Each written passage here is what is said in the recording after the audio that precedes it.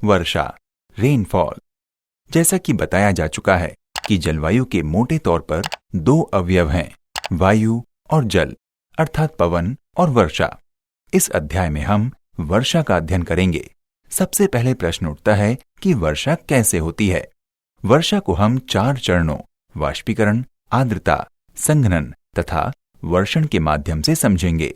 Number 1, जलवाष्प तथा वाष्पीकरण यानी वाटर वेपर एंड इवेपरेशन। वायुमंडल को जलवाष्प महासागरों, समुद्रों, खाड़ियों, नदियों, झीलों, तालाबों, वनस्पतियों आदि से प्राप्त होता है। जिस प्रक्रिया द्वारा जल जलवाष्प में बदल जाता है उसे वाष्पीकरण कहते हैं। वाटर बॉडी में मुख्यतः 3 कंडीशंस में वाष्पीकरण होता है। पहला, जब तापमान अधिक होगा तो हवा ऊपर उठेगी। दूसरा, जब हवा ऊपर उठेगी तो नीचे खाली जगह बनेगी तो वहां पर निम्न दाब बनेगा तथा निम्न दाब वाष्पीकरण को और बढ़ाएगा। तथा तीसरा, तेज गति की हवाएं जब किसी वाटर बॉडी से गुजरती हैं तो वो वाष्पीकरण को बढ़ा देती हैं। स्थल की अपेक्षा सागरों पर वाष्पीकरण अधिक होता है। नंबर 2, आर्द्रता यानी ह्यूमिडिटी। हवा में मौजूद जल का गैसीय रूप यानी जलवाष्प ही वायुमंडल की आर्द्रता या नमी यानी ह्यूमिडिटी होती है। ये आर्द्रता पृथ्वी से वाष्पीकरण के माध्यम से वायुमंडल में पहुंचती है। तापमान और वाष्पीकरण में सीधा संबंध होने के कारण आर्द्रता तथा तापमान में सीधा संबंध होता है। किसी निश्चित तापमान पर वायु में निश्चित आयतन पर अधिकतम नमी धारण करने की क्षमता को वायु की आर्द्रता सामर्थ्य कहते हैं। जब वायु में आर्द्रता सामर्थ्य के बराबर नमी आ जाती है तो वो वायु संतृप्त यानी सैचुरेटेड कही जाती है और उस संतृप्त वायु में अब नमी को होल्ड करने की क्षमता खत्म हो जाती है और वही वायु वर्षण करती है। वायु का तापमान जितना अधिक होगा उसमें नमी धारण करने की क्षमता उतनी ही अधिक होगी। सागरीय भागों तथा सागरीय तटीय भागों में महाद्वीपीय आंतरिक भागों की अपेक्षा आर्द्रता अधिक होती है। भूमध्य रेखा से ध्रुवों की ओर आर्द्रता घटती जाती है क्योंकि तापमान में कमी होती जाती है। नंबर 3, संघनन यानी कंडेंसेशन। जल के गैसीय रूप यानी जलवाष्प या आर्द्रता का जल के अन्य विभिन्न रूपों जैसे ठोस, हिम, तरल, ओस, कोहरा, तुषार एवं बादल में रूपांतरण ही संघनन कहलाता है। इस प्रकार संघनन वाष्पीकरण का विलोम होता है। वाष्पकण ऊपर जाकर संघनित होते हैं और धूल, धुआं, गैस के कणों पर व्याप्त होकर बादल के रूप में टहलते रहते हैं।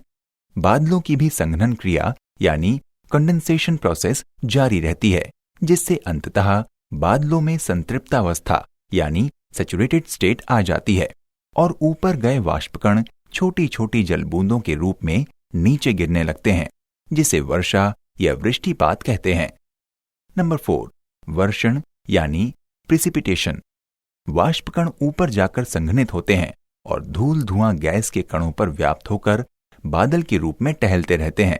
बादलों की भी संघनन क्रिया यानी कंडेंसेशन प्रोसेस जारी रहती है, जिससे अंततः बादलों में संतृप्तावस्था यानी सैचुरेटेड स्टेट आ जाती है और ऊपर गए वाष्पकण छोटी छोटी जल की बूंदों के रूप में नीचे गिरने लगते हैं, जिसे वर्षा या वृष्टिपात कहते हैं।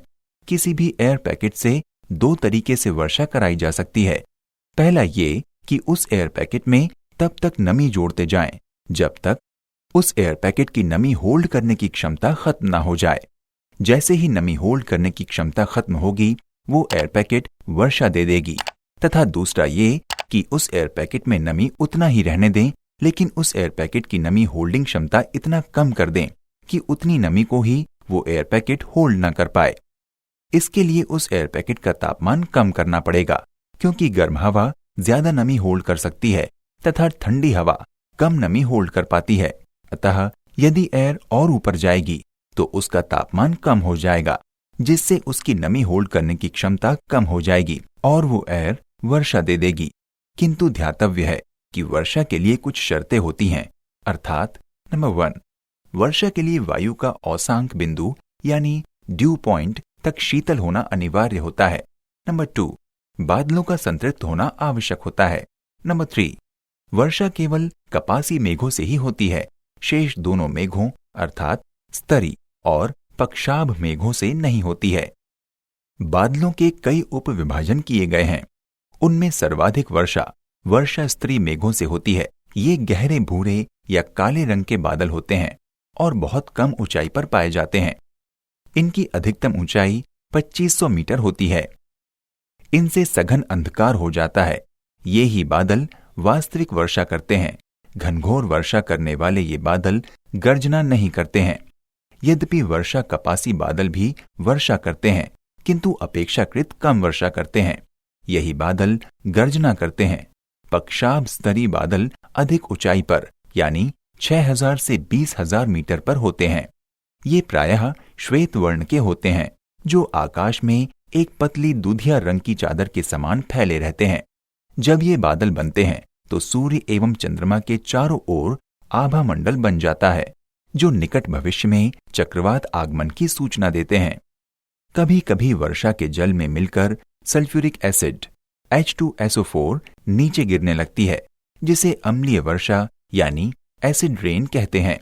अम्ल वर्षा के लिए 2/3 भाग सल्फर डाइऑक्साइड SO2 उत्तरदायी होती है तथा 1/3 नाइट्रोजन ऑक्साइड अर्थात कोयला और पेट्रोल में कुछ मात्रा में सल्फर होती है, जो दहन क्रिया के फलस्वरूप सल्फर डाइऑक्साइड SO2 में परिवर्तित हो जाती है।